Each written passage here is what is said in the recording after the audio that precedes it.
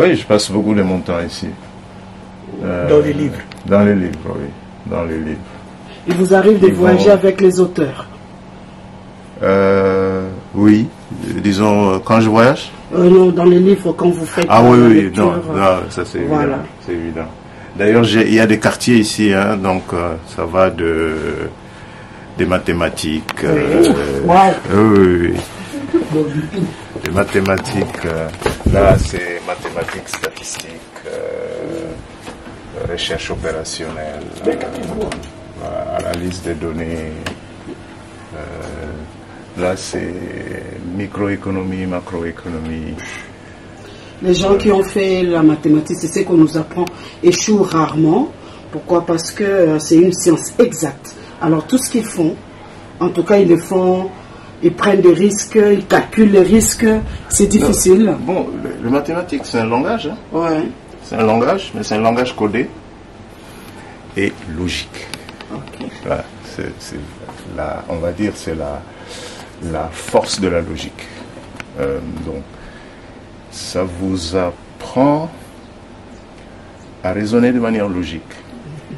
Donc en respectant tout ce qu'on a appris en logique formelle. Hein. Donc quand quelque chose n'est pas logique, c'est bancal, ça tient pas la route. Et j'ai dit toujours à mes étudiants que les étudiants d'économie mathématique, c'est quand vous serez dans la vie active que vous allez vous rendre compte de l'importance des mathématiques. Parce que par exemple, nous, en économie mathématique, qu'est-ce qu'on fait? On fait de l'analyse. L'analyse, c'est décomposer pour recomposer.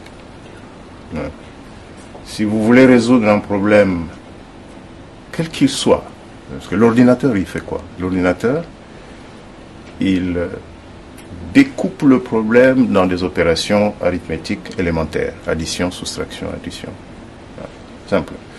Et puis, recomposer les solutions intermédiaires jusqu'à la solution finale. Mais l'ordinateur le fait vite.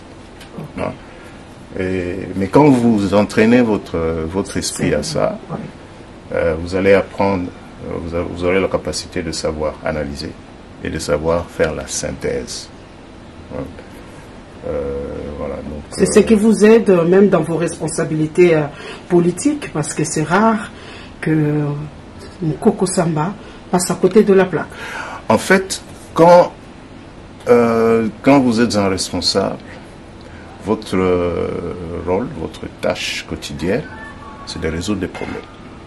Alors le problème, il faut savoir l'énoncer. Quand il est bien énoncé, la solution se trouve dans le problème.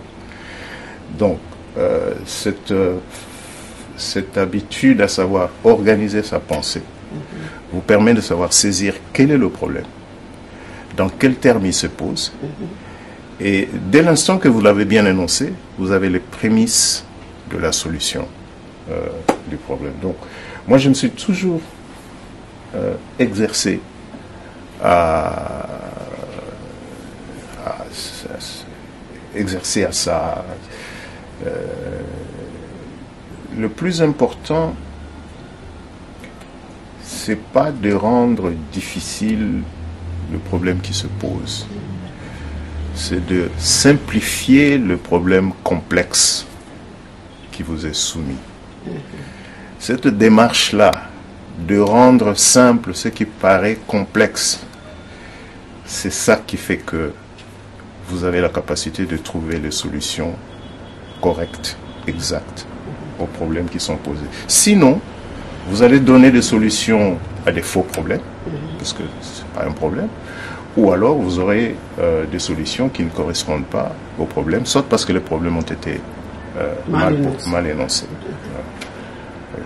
Mais bon, il n'y a pas que les maths, hein, il faut connaître... connaître la géographie, l'histoire. Okay. Et ça, c'est vraiment le Congo. Okay.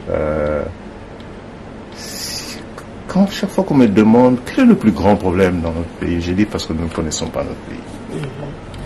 Donc, connaître sa géographie. Vous voyez cette collection des provinces. Ouais. Moi j'aime bien cette collection. Je n'ai pas toute la collection, mais vous prenez le Nord-Ubangi. Voilà.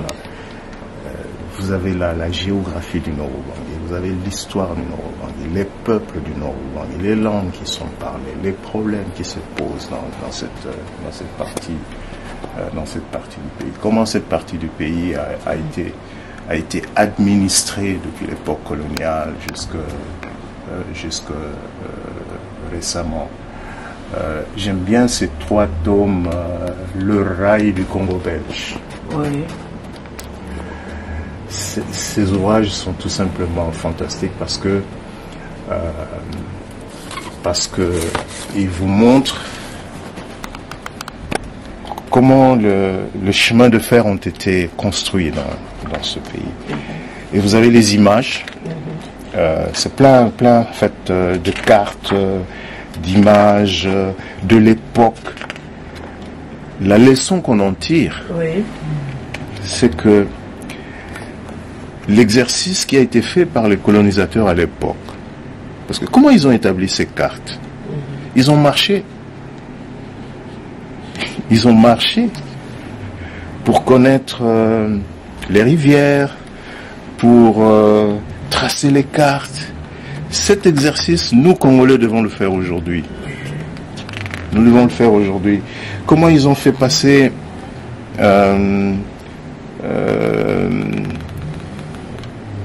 ça c'est le rail, ça c'est le rail. Milieu de la forêt là. Ça c'est pas. Ça c'est le chemin de fer Matadi-Kinshasa. Mais ça c'est à la fin du 19e siècle. Hein. Donc quand le rail est en train d'être posé dans des conditions tout simplement héroïques. Ça paraît banal, hein. Tailler là où il le faut, la roche même dans certains endroits, poser le rail. D'où la Matadi. Voilà. Et quand je vois des images comme celle-là, où on a utilisé le bois, tout simplement le bois, pour parfois faire des ponts, pour faire passer, faire en sorte que... Voir même des échafaudages.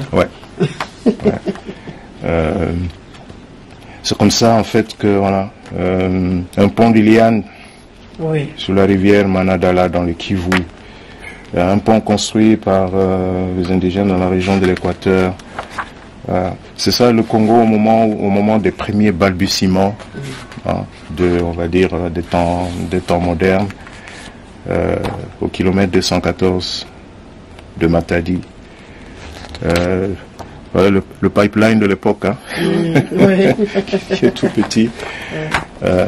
J'ai passé beaucoup de temps à lire cette épopée, parce qu'on comprend mieux comment ce pays a été construit et il est encore à construire. Et c'est notre tâche. Avec les nouvelles technologies, on peut faire des miracles.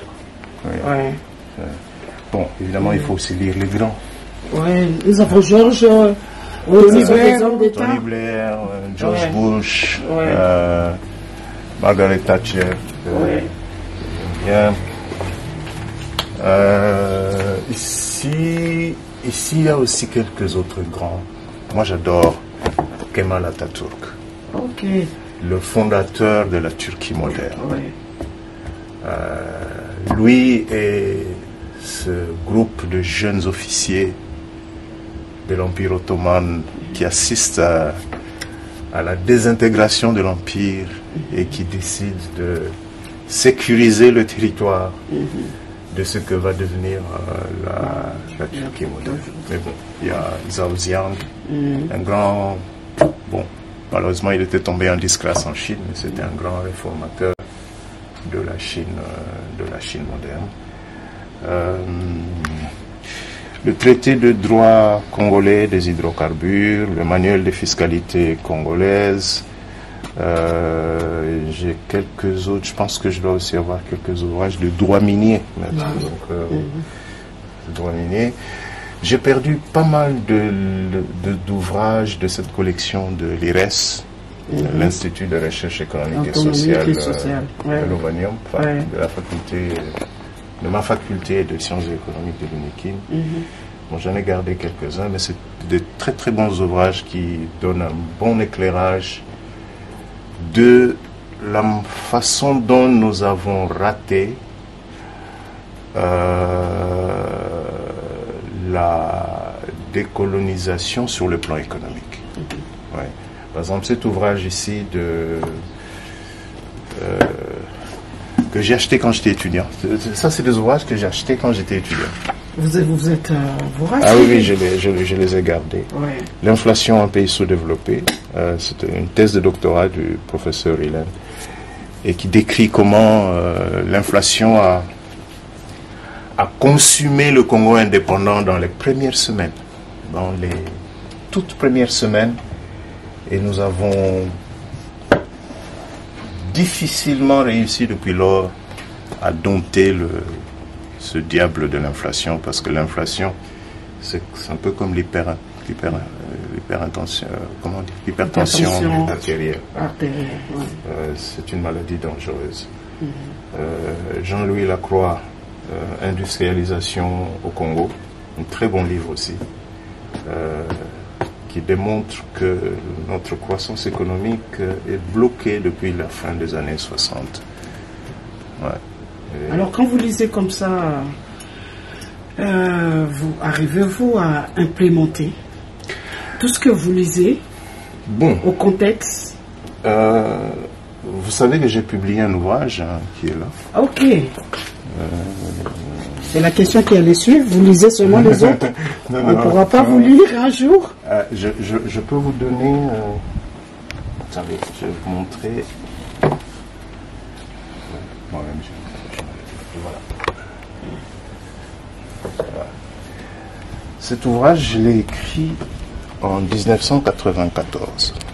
Ok. Je venais de finir ma thèse de doctorat. Je devais travailler... j'étais au Japon. Ok. Donc loin du pays à l'époque, pendant 7 ans, sans revenir au pays. Et puis j'imaginais une autre façon d'organiser le pays, d'organiser le gouvernement, le régime politique, comment l'assembler, le découpage. C'était bien avant la constitution de 2006, mais bon, j'allais déjà, moi, au-delà de 11 provinces de l'époque. Vous voyez déjà loin, vous projetiez déjà. Comment les différents ministères devraient être organisés, ministère par ministère, avec quelle direction, et ainsi de suite, comment réorganiser l'économie, comment réorganiser le système scolaire, comment faire en sorte que dans chaque province il y ait une université nationale. Voilà, Vous avez ramassé tous les secteurs de la vie. Tout. Jusqu'à l'armée. Wow. Jusqu'à l'armée, le port maritime et fluviaux, les aéroports, comment gérer les aéroports régionaux, ainsi de suite, le système de santé, le système d'assurance santé maladie, comment réorganiser le système financier national. Ça, c'est un peu ma Bible, ma boussole. Et puis ça, Guérir le Congo du mal zaïrois, que j'ai publié il y a 3 ans maintenant. 3 ans, ouais. Ça, c'est un ouvrage dans lequel, fort de mon expérience d'enseignant, de chercheur, de conseiller, d'analyste, et puis de ministre. Et quand je sors du gouvernement, je me pose des questions. Je me pose cette question. Qu'est-ce qui ne marche pas? Pourquoi nous n'arrivons pas à faire ce que nous sommes supposés faire pour qu'enfin ce pays... Et vous vous retrouvez encore au sein du gouvernement? Oui. Alors cette question va-t-elle trouver une réponse? Mais la réponse, la réponse à laquelle, disons, le point de chute de cet ouvrage, c'est lequel? Nous sommes un pays où les élites sont fragmentées. Vous voulez une preuve? Regardez chaque fois qu'il faut mettre en place un gouvernement. des tractations. Voilà. Ou quand il faut mettre en place un groupe politique. L'Union sacrée aujourd'hui, FCC-CACH hier, FCC hier, AMP hier. Mais cette difficulté que nous avons d'avoir un corps, un noyau dur, cohérent, un groupe politique cohérent, ça c'est notre plus grande faiblesse. Or, je vous parlais tout à l'heure de la géographie de ce pays. Je ne sais pas si les gens s'en rendent toujours compte. Vous prenez la carte de la RDC, vous la superposez sur la carte de l'Europe occidentale, vous couvrez toute l'Europe occidentale. Okay. De la France à l'Allemagne, à la Suisse, à tout ce pays jusqu'aux confins de la Russie. C'est ça l'étendue de ce pays. C'est donc un pays immense, 1800, 1900 km dans le sens est-ouest, pareil dans le sens nord-sud. Avec une cuvette centrale dense, moins peuplée, mais on a une chance extraordinaire, c'est un fleuve. C'est la colonne vertébrale qui soude, qui relie ce pays pour en faire un ensemble homogène, même géographiquement homogène. Mais dans un grand territoire comme ça, vous avez des ruptures, vous avez des rivières, vous avez des chaînes montagneuses, vous avez des régions des lacs, vous avez l'épopée du rail démontre les grandes difficultés dans un territoire immense, riche, mais plein de ruptures géographiques, physiques. Il faut une force. Et cette force doit revenir à l'État Boulamatari. L'État qui vient tailler dans la roche, n'est-ce pas? Maintenant,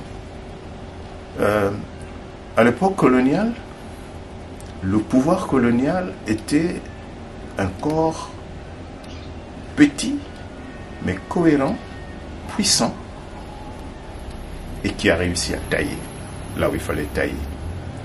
Maintenant, quand nous nous sommes fragmentés, divisés, nous n'arrivons pas à... parce que l'énergie s'accumule. Hein. L'énergie, c'est comme... l'énergie solaire, c'est quoi? Quand il y a le soleil, vous captez, vous accumulez, vous conservez dans les batteries. Et puis après, vous pouvez utiliser. Donc, cette force-là, nous n'arrivons pas à l'accumuler parce que nous sommes divisés. Donc, la grande question, c'est de savoir comment finalement on peut arriver dans notre pays à obtenir que, nonobstant le fait que parce que si les élites sont fragmentées, alors on fait quoi? Est-ce qu'on les met d'abord à l'école pour qu'elles apprennent à se mettre d'accord? Ou bien on leur envoie à des policiers qui, avec armes pour leur dire hey, il faut rentrer dans les rangs? Ça ne marche pas comme ça. Mais il y a des possibilités. Et ces possibilités, moi, c'est ce que j'appelle les poches d'excellence, les îlots d'excellence. Nous n'allons pas attendre que tout marche comme sur des roulettes, mais nous pouvons isoler des secteurs, des domaines dans lesquels de petits noyaux arrivent à faire la différence.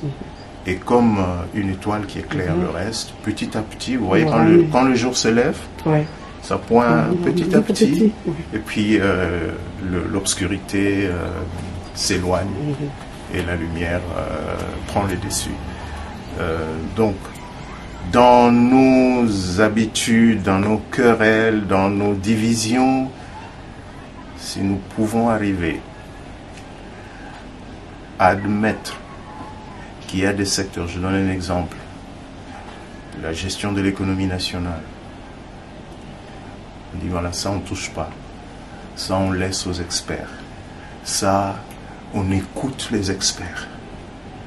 Prenez un pays comme la Thaïlande, que j'ai beaucoup étudié dans ce livre. Combien de coups d'État? Depuis la fin des années 40, je crois qu'ils ont eu 32 coups d'État. Mais leur économie n'a pas cessé de... Parce que, malgré les péripéties politiques, ils ont fait de la gestion de l'économie une affaire des technocrates, des experts. Vous prenez un pays comme le Botswana, vous pouvez pas être ministre des Finances parce que vous êtes de tel parti politique du Botswana. Non. Vous devez avoir démontré que vous êtes du secteur, vous avez travaillé au sein de ces ministères, vous êtes monté. Vous êtes bien sûr membre du parti politique à un certain moment pour devenir et la durée de vie moyenne d'un ministre des Finances botswanais, c'est 10 ans. Ok. 10 ans. Et la plupart de ces ministres des Finances ont fini vice-président et puis président. Comme Massiré. Oui. Donc, des secteurs comme l'armée, des secteurs comme, je sais pas moi, la police. Donc, si nous arrivons à créer ces îlots qui feront que ces îlots vont progressivement éclairer le reste de la justice. La justice élève une nation. La justice. La justice. Là aussi, il faut créer un îlot. Bien sûr. La justice. Mais quand je dis îlot, ça veut vraiment dire protéger du... Parce qu'il ne faut pas que cet îlot soit contaminé par les divisions, par les perversions de l'ensemble de la société. Les règles qui s'imposent, par exemple, dans le secteur de la justice, doivent être des règles pures, non contaminées par les comportements peu, on va dire quoi, peu orthodoxes, voilà, merci, peu orthodoxes, et que le politique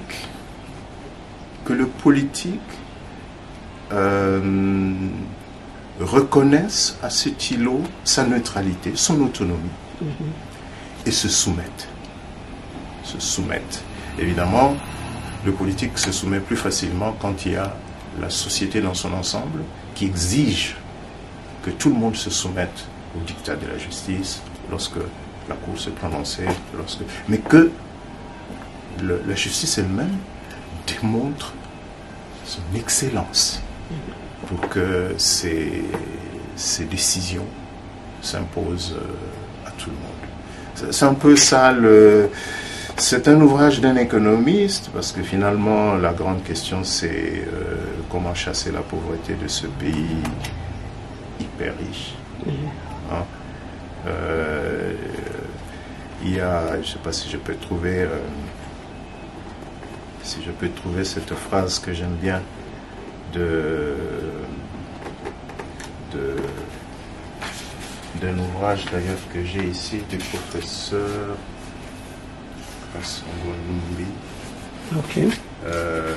qui dit si les Congolais savaient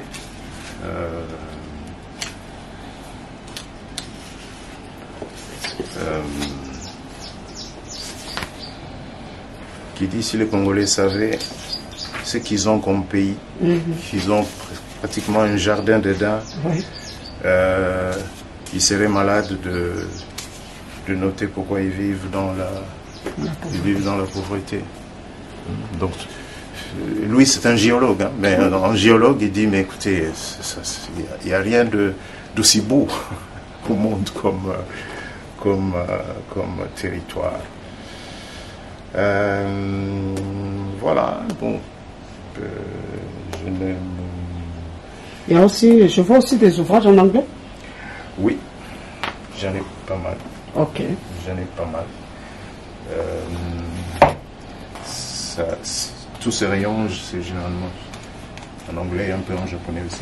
Ok. Vous parlez aussi japonais? Oui, je parle japonais. Alors, vous pouvez dire un mot?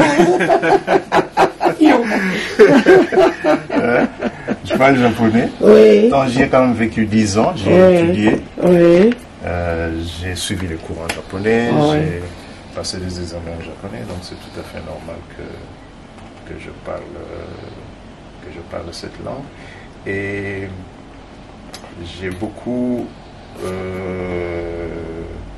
Si aujourd'hui, par rapport aux jeunes, la jeunesse, Monsieur le vice-premier ministre, ministre de l'économie, quelle lecture feriez-vous de la jeunesse congolaise? Est-elle une jeunesse consciencieuse, une jeunesse qui se recherche, une jeunesse à la crise des modèles, des références? Quelle est la lecture que vous faites de la jeunesse congolaise aujourd'hui? Parce que c'est vrai, on vous appelle Mbouta. Mais aujourd'hui, si on me posait la question, je vais dire Mbouta, il est encore jeune, il est dans les trentaines, alors que vous êtes Mbouta. Un mot à l'endroit de la jeunesse. Vous savez, d'abord, la jeunesse de ce pays, c'est notre plus grande richesse. Vous voyez, le monde change. On parle du changement climatique, on parle de la transition énergétique, mais sur le plan démographique,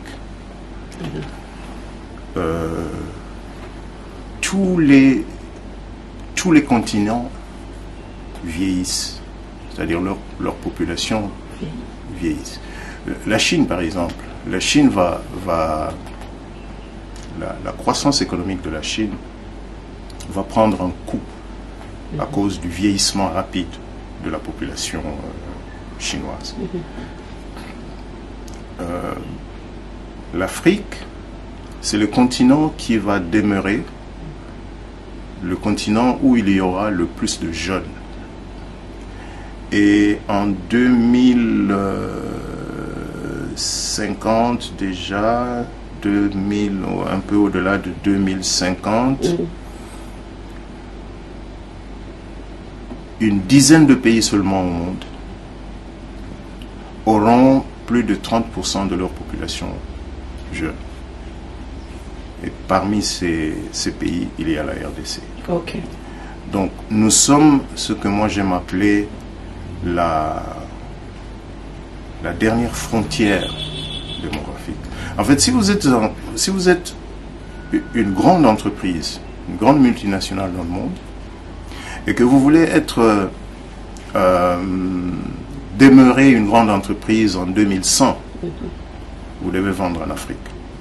Parce que c'est ici qu'il y aura le plus grand marché. Et nous, la RDC, nous allons être l'un des derniers pays à vieillir dans le monde. C'est ce grand réservoir que nous sommes, un grand réservoir démographique. Mais cette jeunesse, c'est comme la plante. Si vous ne lui donnez rien, elle ne vous donne rien en retour. Donc il faut lui donner les moyens de bâtir des qualifications, le moyen d'avoir une vie longue, la santé, et ainsi de suite. Et en retour, cette jeunesse va nous donner ce... En plus, comme nous sommes malheureusement nous sommes entrés dans une société de l'immédiateté avec nos téléphones, ainsi de suite. Donc, nous ne nous rendons pas compte des grandes mutations que nous vivons. Mais ceux qui écriront sur cette période, la période dans laquelle vous et moi nous vivons, ceux qui écriront dans 40, dans 50, dans 60 ans, ils diront, mais mon Dieu, j'aurais voulu être à cette époque-là pour vivre. Mais nous, on est déjà entrés dans avec l'intelligence artificielle. Donc, les enfants d'aujourd'hui, les enfants de la RDC d'aujourd'hui, si nous ne les préparons pas aujourd'hui à l'intelligence artificielle, que seront-ils dans 20 ans, dans 30 ans, dans un monde où l'intelligence artificielle sera quelque chose de tout à fait banal et qui va impacter nos vies. Ça signifie que moderniser, il faut le réformer, il faut l'adapter aux mutations en cours, tout en se projetant sur ce que nous sommes censés être dans les années, dans les décennies à venir. Parce que je vous ai décrit ce pays que nous sommes, grand, un continent au sein d'un continent. Par ici devraient passer toutes les grandes routes qui vont traverser l'Afrique, que vous alliez du Cap en remontant vers le Caire, ou que vous alliez de la côte atlantique en allant vers la côte pacifique. La RDC doit être un passage obligé. Donc c'est à nous de nous préparer. Et cette jeunesse, moi j'enseigne. On peut tout dire, hein. Les enfants ne sont pas bien formés, évidemment on se plaint, parce que c'est vrai, parfois quand ils arrivent, c'est difficile, mais la volonté dont ils font montre, ils veulent étudier, ils veulent apprendre. Les conditions dans lesquelles ils étudient, ça c'est pas leur faute, c'est nous qui les mettons dans ces conditions. Mais je pense que si nous arrivons à leur définir, à les mettre dans les conditions appropriées, ils vont nous surprendre. Moi personnellement, j'aime beaucoup travailler avec les jeunes. On nous a dit ça. Ouais, j'aime beaucoup travailler avec les jeunes. Parce que j'ai toujours cru dans ce que j'appelle le génie congolais. Ouais, le génie congolais. Je sais que, et j'en ai fait l'expérience, 3 jeunes, diplômés de l'ISTA, qui n'ont jamais étudié à l'étranger, m'ont aidé à construire une microcentrale hydroélectrique dans ma ferme. Ok. Et qui tourne, et qui produit de l'électricité. Ils ont fait les études du site, ils ont fait tous les calculs, ils ont fait le tracé, ils ont conduit les travaux avec de jeunes gens recrutés en Ngaba, ils ont façonné les turbines en Ngaba. Mais si des jeunes Congolais savent faire ça, c'est-à-dire comment partir de l'eau pour avoir l'électricité. Évidemment, je ne dis pas qu'il ferait Inga 3, non, ça c'est une autre échelle. Ouais. Mais s'ils savent le faire, la conclusion qu'il faut tirer, c'est que nous devons cesser de penser que pour faire ce type de projet, nous devons nécessairement compter sur les étrangers. C'est la raison pour laquelle moi j'aime travailler avec les jeunes. Prendre un jeune qui sort de... J'ai un jeune de ma ferme, il est sorti de l'Institut supérieur d'études agronomiques de Mvoisi. Ok.